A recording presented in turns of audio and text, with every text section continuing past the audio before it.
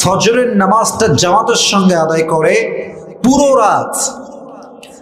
রাত ইবাদত করলে যে সওয়াবটা হতো আল্লাহ বান্দার আমলনামায় সেম সওয়াবটা লিখে দেয়। সুবহানাল্লাহ পড়বেন না আপনারা?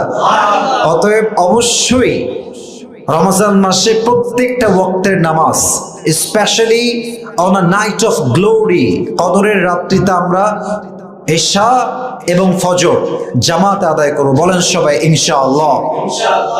দুই নম্বর আমল যেটা আল্লাহর হাবিব সাল্লাল্লাহু আলাইহি ওয়াসাল্লাম আম্মা জান আয়েশা রাদিয়াল্লাহু তাআলা আনহাকে শিখিয়েছেন।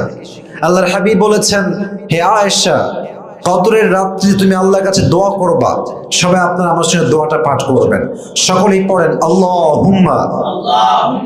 একটু আওয়াজ দিয়ে সবার থেকে শুনতে চাই। আল্লাহুম্মা ইন্নাকা আফুউন তুহিব্বুল আফওয়া ফাফু আন্নি। এর অর্থ হচ্ছে, আল্লাহ আপনি